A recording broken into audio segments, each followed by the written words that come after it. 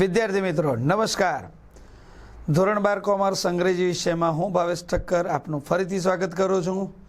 અમદાવાદ જિલ્લા શિક્ષણાધિકારી શ્રીની કચેરી દ્વારા મિશન સિદ્ધત 2.0 અંતર્ગત પરીક્ષા પર્વની ગુરુ ચાવીમાં આપનું સ્વાગત છે.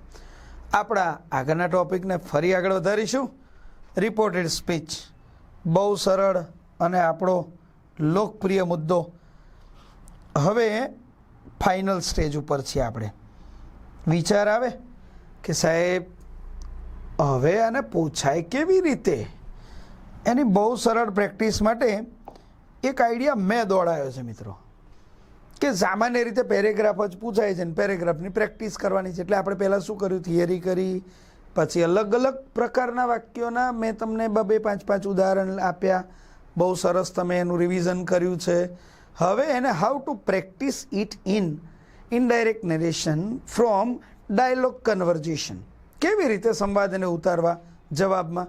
એટલે આપણે બહારના કોઈ પેરેગ્રાફમાં નથી જવું. અત્યારે બોર્ડમાં જે પૂછાયેલા છે ને એ જ ફકરા હું તમને કરાવું, એટલે તમને ખ્યાલ પણ આવી જાય કેવા પ્રકારનું પૂછાય છે. આપણે જે મેદાનમાં યુદ્ધ લડવા જવાનું છે ને ત્યાં જ પ્રેક્ટિસ કરીએ ને, બોર્ડના જ પેરેગ્રાફ કરીએ. આપણને ખબર છે કે આપણે આ રીતે જ લખવાનું છે. ચલો પહેલો પેરેગ્રાફ મિત્રો, do you play tennis asked Maharaja. ચલો વાક્ય પ્રશ્નાર્થ છે, સ્પષ્ટ કરીને આપી દીધું છે. આસ્કડ ધ મહારાજા આસ્કડ, પહેલું વાક્યનો પહેલો શબ્દ ડુ. ચલો પહેલું પ્રશ્નાર્થ છે એટલે આસ્ક. સંયોજકમાં ઇફ. કેમ ઇફ? વિચાર આવ્યો? WH નથી. ચલો ડુનો લોપ કરી દઈએ, શીખવાડ્યું હતું મેં તમને. યુ એટલે કોણ? તો સામે સાંભળનાર કોણ છે? અંકલ કેન, તો એમના માટે હી.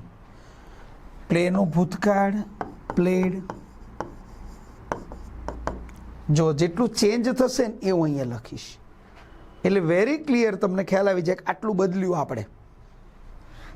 અંકલ કેને જવાબ આપ્યો. ઇફ વાળા પ્રશ્નનો જવાબ છે એટલે યસ કે નો, બીજો વિકલ્પ જ નથી. ચલો યસ હોય તો પોઝિટિવલી, નો હોય તો negatively. Uncle Ken replied him positively. સંયોજકમાં ધેટ. બહુ ઇઝી છે. Uncle Ken replied him positively that. આઈનું હી થશે. પ્લેડ કયો કાળ છે? ભૂતકાળ. આપણે ક્યાં લઈ જઈશું? પૂર્ણ ભૂતકાળમાં. He had played a little bit at school. ચાલો હવે અંકલ કેનનો જવાબ સાંભળીને મહારાજાનું પહેલું રિએક્શન. ઉદ્ગાર વાક્યમાં ખુશી વ્યક્ત કરી. એક્સક્લેમ્ડ વિથ જોય that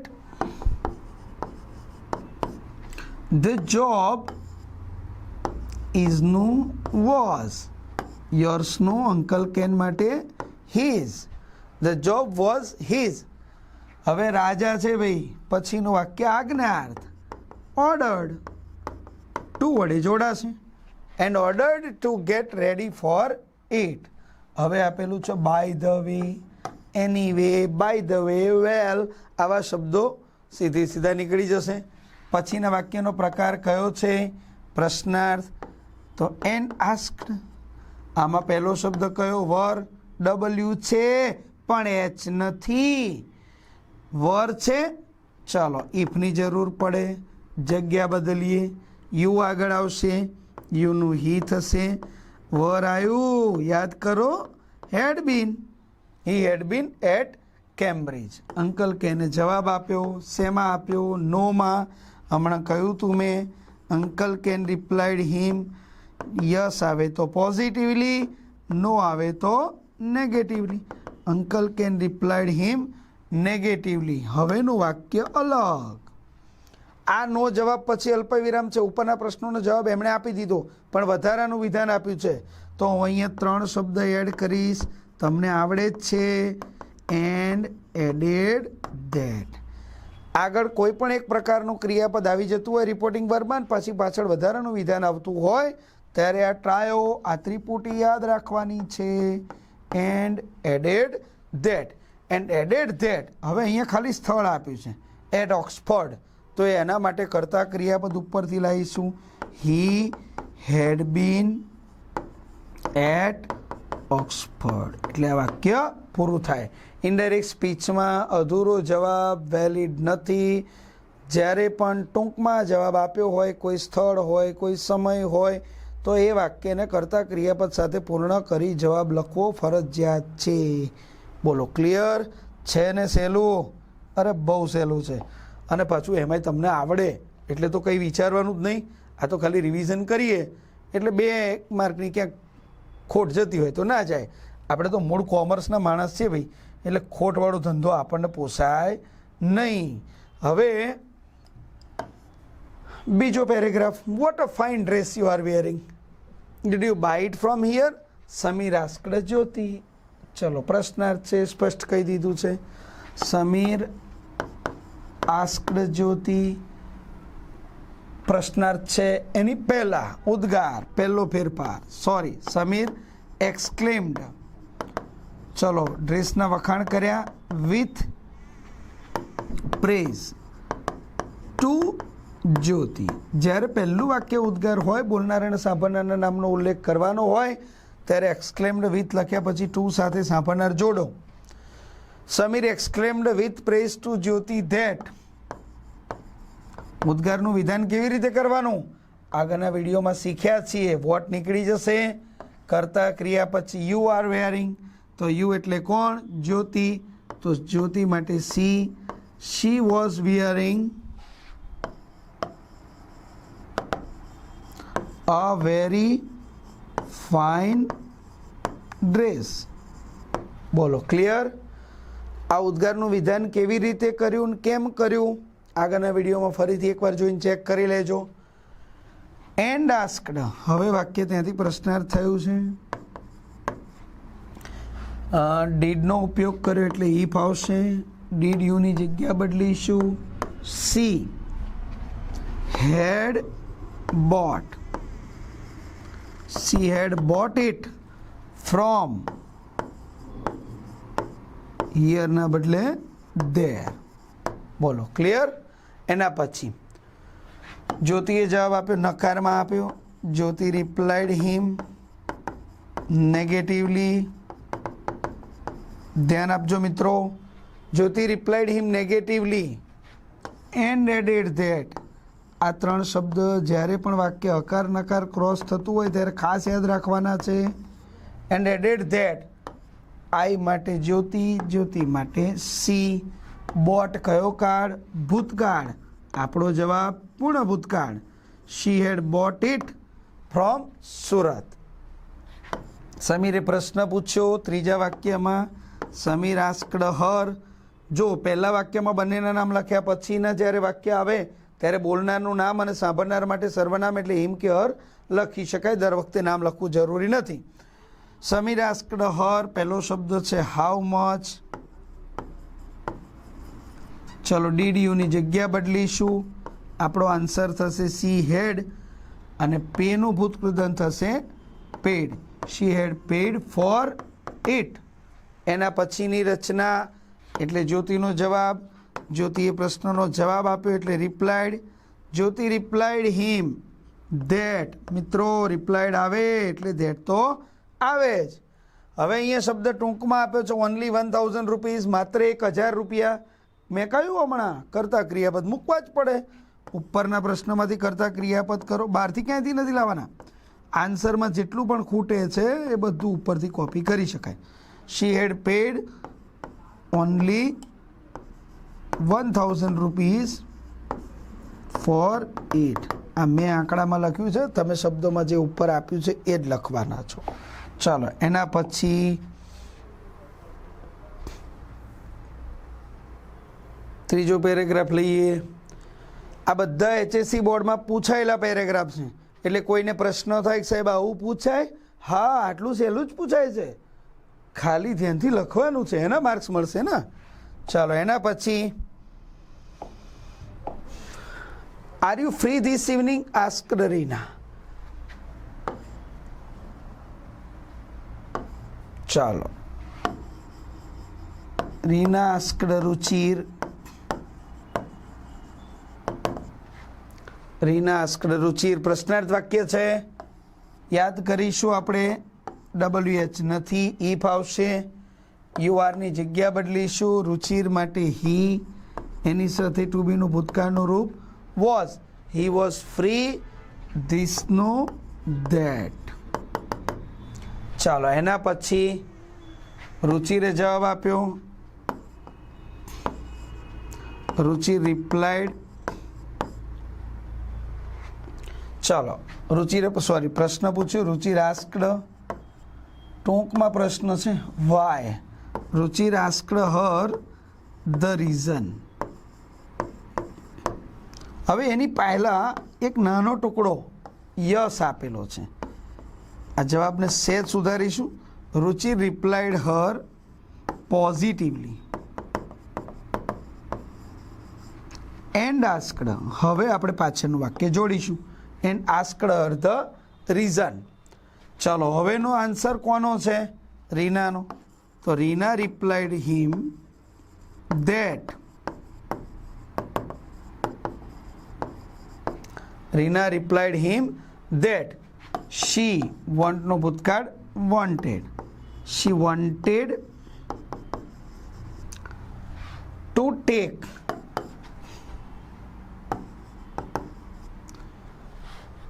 ચાલો she wanted to take him to a movie.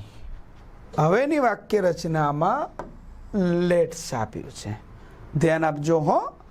ચલો તો સજેસ્ટેડ ધેટ દે શુડ. સાહેબ આ ક્યાંથી લાયા? આગળનો વિડીયો ચેક કરો એટલે તમને જવાબ મળી જશે. લેટ્સવાળી રચના માટે 4 શબ્દ આપ્યા હતા. Suggested that they should and suggested that they should go to a multiplex theatre. વાક્ય આગળ પૂરું કરવાનું છે. And enjoy window shopping there. કોઈ ચેન્જ નહીં. ચાલો હવે રુચિર પ્રશ્નમાં આ પ્રપોઝલ જે મૂકી દરખાસ્ત એને વધારી લીધી. રુચિર એક્સેપ્ટેડ ધ પ્રપોઝલ એવું આપણે લખીએ, અથવા રુચિર એગ્રીડ વિથ હર એવું પણ લખી શકાય. એન્ડ એડેડ ધેટ જ્યારે પણ રિપોર્ટિંગ વર્બ બદલાય 3 શબ્દ ઉમેરાય. એન્ડ એડેડ ધેટ વીનું દે થશે, શેલનું વુડ થશે. દે would go at least 2 hours earlier. બોલો ક્લિયર? પાછળના શબ્દોમાં કોઈ ચેન્જ નથી. છે ને સહેલું? લાગી જ રહ્યું હશે. હવે શું કરશો? ચાલો એના પછીની રચના આપણે છેલ્લો પેરેગ્રાફ. આ પણ બોર્ડમાં પૂછાયેલો છે. છેલ્લો એટલે ગયા વર્ષે નહીં, આપણી વિડીયોનો છેલ્લો પેરેગ્રાફ. ચાલો આવા સહેલા પેરેગ્રાફ જો પૂછાતા હોય, એમાંય તમે પાછા હોશિયાર અને આટલું સરસ રિવિઝન કર્યું હોય એટલે આવડે જ, સારામાં સારા માર્ક્સ આવે. ચલો let me help you said the young man to the old lady. યુવાન માણસે વૃદ્ધ સ્ત્રીને કહ્યું હું તમને મદદ કરું. The young man requested the old lady to let. સાહેબ લેટ પછી મી હોય એટલે રિક્વેસ્ટેડ, અને ટુ લેટ હિમ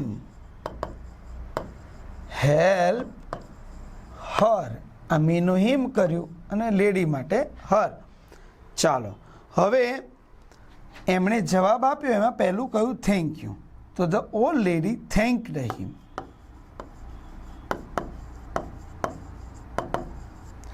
આવા શબ્દો આવે થેન્ક યુ તો થેન્ક્ડ, પછી હિમ કે હર. કોંગ્રેચ્યુલેશન તો કોંગ્રેચ્યુલેટેડ. સોરી કહ્યું છું તો અપોલોજાઇઝડ. સીધું વર્બ મૂકવાનું છે, કોઈ રચના નથી, આ માત્ર ક્રિયાપદ છે. The old lady thanked him and હવેનું વાક્ય ઉદ્ગાર. એક્સક્લેમ્ડ વિથ વખાણ કર્યા. પ્રેઝ સંયોજકમાં that. How kind of you. તમે કેટલા દયાળુ છો. મિત્રો પહેલાં સાદું વાક્ય બનાવો. You are very kind. એને તમે ઇનડાયરેક્ટમાં કન્વર્ટ કરો. યુ યંગ મેન માટે હી, એની સાથે વોઝ વેરી કાઇન્ડ. બોલો ક્લિયર? એના પછી યુવાને પ્રત્યુત્તર આપ્યો, I consider it my duty to help you. તો અહીંયા તમે રિપ્લાઇડ શબ્દ પણ લખી શકો છો, કારણ કે પ્રશ્નનો જવાબ જ રિપ્લાઇડ હોય એવું નહીં. વિનંતીનો, દરખાસ્તનો, આદેશનો, કોઈ પણ આજ્ઞાર્થ વાક્યનો જવાબ રિપ્લાઇડ કહી શકાય. ચલો, the young man told her that. અહીંયા પણ સાદું વાક્ય છે એટલે ટોલ્ડ અને ધેટ લખ્યું આપણે. આઈ નો, હી, કન્સિડર ધ્યાનમાં લેવું, વર્તમાન કાળ. આપણો જવાબ ભૂતકાળ, હી કન્સિડર્ડ ઇટ. માયનો જવાબ his duty to help her. બોલો, છે ને ઇઝી? અરે એમાંય પાછા તમે મહેનતું અને હોશિયાર, બધું ઇઝી છે ને વધારે ઇઝી થઈ ગયું આ વિડીયોની મદદથી. આ ટોપિક અહીંયા પૂરો થાય છે, આ વિડીયો અહીંયા પૂરો થાય છે, પણ આપણું કામ નહીં. હવે સૌથી અગત્યનો મુદ્દો જેને તમે બહુ જ આતુરતાથી વિચારતા હશો, સાહેબ ગ્રામરનું રિવિઝન બહુ થયું, થોડુંક જ્યાં અમને વધારે નુકસાન જાય છે એ વિભાગ તરફ જવું છે. એ કયો વિભાગ? ગેસ કરો. સેક્શન ઈ, નિબંધ. કેટલા બધા હશે, કયા વાંચવા, એપ્લિકેશન કેવી રીતે લખવી, સાહેબ રિપોર્ટ્સ કયા પૂછાય, તો થોડી વધારે તૈયારી કરવાની ખબર પડે. મને ખબર છે તમે બહુ મહેનતુ છો, 50 એસે કરી શકો એમ છો, સમજી શકો છો, લખી શકો છો, પણ એટલા બધાનો ટાઈમ હવે નથી ને આપણી પાસે, બહુ ઓછા સમયમાં તૈયારી કરવી છે. તો થોડાક અગત્યના સેક્શન ઈના એવા મુદ્દાઓ કે જેને તમારે 2 વાર વધારે વાંચવાના છે, માત્ર એ જ નથી કરવાના હો, 2 વાર વધારે વાંચવાના છે. તો એવી માહિતી માટે ફરી મળીશું આવતા વિડીયોમાં. ત્યાં સુધી નમસ્કાર. અને આના પછી તરત જ શ્રીમદ ભગવદ્ ગીતાનો શ્લોક અચૂક નિહાળો. અસ્તુ.